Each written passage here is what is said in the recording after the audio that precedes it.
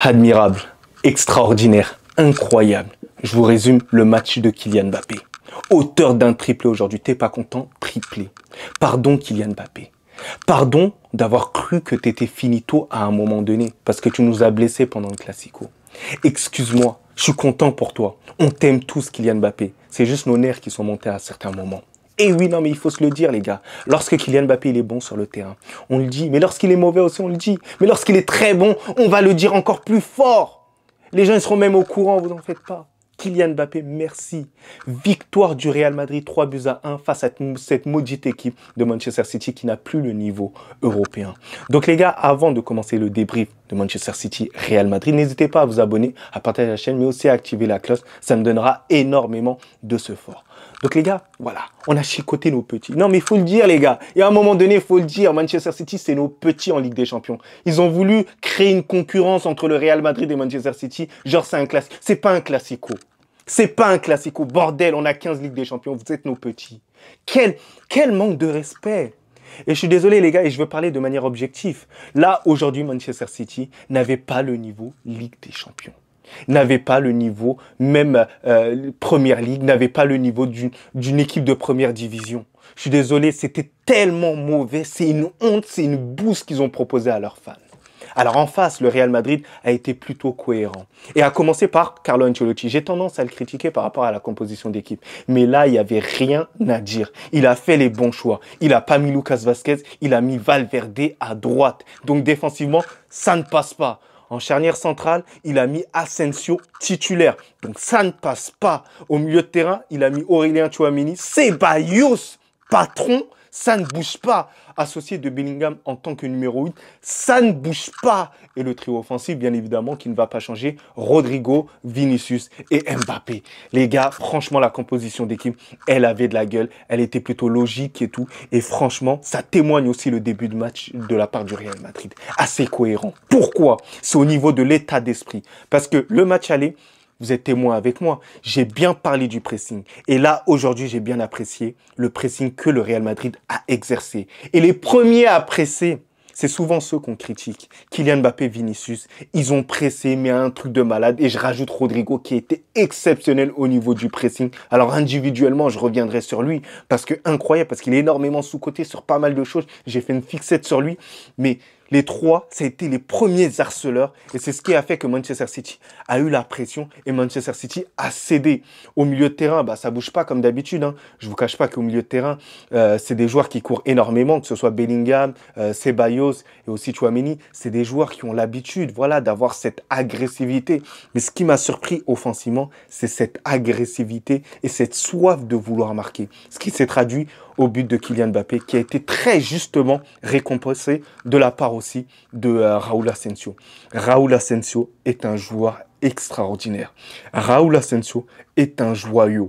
De la même façon qu'il est rentré dans le Real Madrid en mettant une transversale et ensuite enchaînement but du Real Madrid, il a fait la même chose aujourd'hui une nouvelle fois sur Kylian Mbappé. Kylian Mbappé qui arrive à inscrire son but. Donc oui, la transmission de Raúl Asensio, c'est pas du hasard, c'est tout simplement du talent.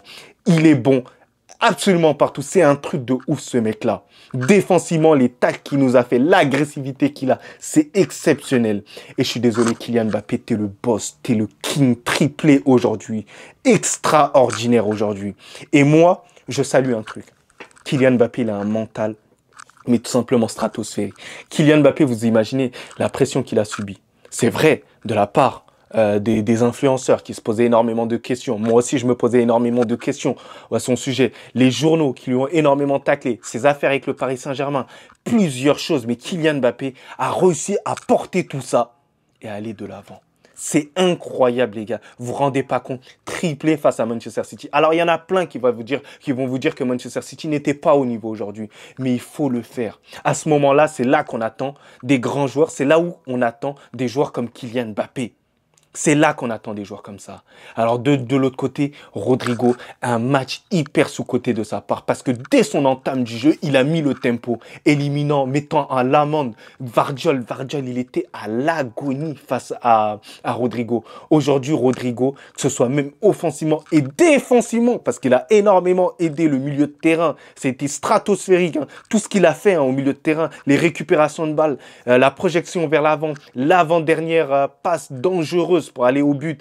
Il a toujours été présent dans tout ça. Et Rodrigo, là, il est en train de prendre une place, mais énorme dans mon cœur. Vous vous rendez pas compte. Rodrigo, il commence à comprendre à quel point, c'est un joueur qui doit être parmi les Galactiques. C'est un joueur qui doit le plus oser. On compte sur lui. Il faut pas qu'il fasse des disparitions. Aujourd'hui, il a été présent pendant tout le match. Toutes les minutes qu'il a joué, il a été présent. Et ça montre que Rodrigo, il peut regarder les autres droit dans les yeux et leur dire que moi aussi je peux performer, moi aussi je peux stater, moi aussi je peux être considéré comme un galactique. Et c'est ce qui m'a fait plaisir là aujourd'hui de la part de Rodrigo. Alors Vinicius, il y en a certains qui vont me cracher dessus au sujet de Vinicius. Vinicius, il n'y a pas de souci. Il a fait un bon match, capacité d'élimination. Voilà, on le sait tous, voilà, c'est Vinicius. Mais moi, il y a un certain moment dans le match, il m'a frustré. Il m'a frustré. Pourquoi? Il y a des moments où il pouvait la donner à Kylian Mbappé, mais il voulait absolument marquer. Et c'est cet état d'esprit que, par moments, je déteste un tout petit peu. Même s'il a réalisé un très bon match. Moi, vous connaissez, je suis un tout petit peu tatillon. Mais moi, je trouve que à ce moment-là, des fois, il devait donner à Kylian Mbappé, le faire régaler encore plus pour qu'on en termine encore plus. C'est là qu'il faut tuer encore plus le match. C'est dommage que par la suite, on encaisse un but dans les toutes dernières minutes et au final, on n'est pas de clean sheet. Je ne sais même pas si on a eu un clean sheet depuis le début de la Ligue des Champions et c'est hyper dommage. C'est hyper dommage parce que moi, j'aurais kiffé un 3-0, ça fait plus humiliant alors que 3-1, il sauve un peu l'honneur face à nous et c'est dommage. On pouvait faire quand même mieux. Mais après, voilà, au milieu de terrain, ça a été extraordinaire au milieu de terrain. Mais incroyable, incroyable. Tchouaméni et Ceballos, le duo là aujourd'hui, pour moi, ça a été les big boss pour moi du milieu de terrain là aujourd'hui.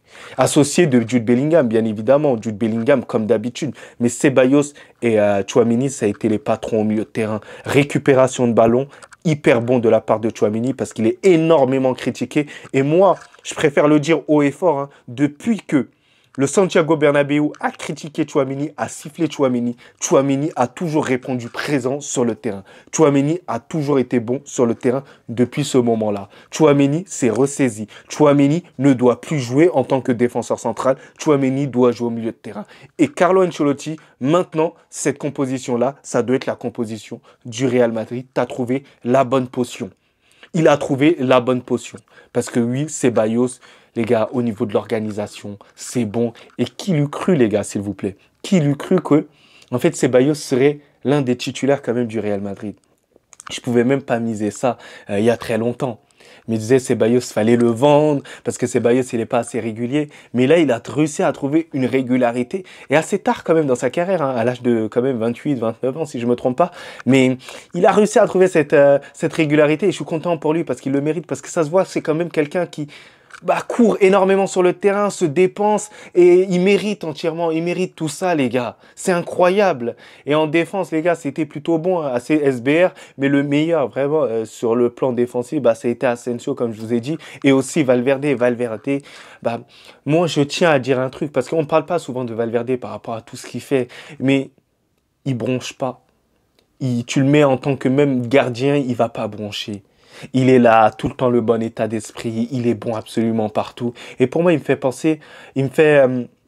quand même partie des meilleurs joueurs, en gros, là, lors de ce match-là. Rien que par son état d'esprit, par le fait qu'il est éteint. Des joueurs même comme Savigno, son vis-à-vis, il l'a éteint. On n'a même plus entendu parler. Il était abonné absent à ce moment-là. Mais pour moi, en gros, c'est toujours un homme du match, ce mec-là. Il est tellement fort qu'au final, on a banalisé à chaque fois ce qu'il a fait. Il a joué 7 postes en Ligue des Champions avec le Real Madrid. 7 postes. Et il n'a jamais bronché alors que c'est une star quand même du Real Madrid. C'est l'un des gars qui a le plus gros statut. Valverde, tu le parles pas mal. Donc les gars, je suis content que le Real Madrid ait réussi à faire tout ça. Je suis content pour Kylian Mbappé, bordel les gars. Je suis content parce que j'ai reconnu le Kylian Mbappé, en fait, du Paris Saint-Germain. Kylian Mbappé, par ses éliminations, notamment le crochet qu'il arrive à nous faire, et ensuite la frappe, j'ai reconnu le Kylian Mbappé qui ose, le Kylian Mbappé qui est en confiance depuis 2025, le Kylian Mbappé qui peut potentiellement nous permettre d'aller chercher cette 16e Ligue des Champions, qui sait, mais après à ne pas trop se référer sur Manchester City, parce que Manchester City est une équipe très faible. J'attends de voir le Real Madrid contre une équipe quand même un tout petit peu plus forte.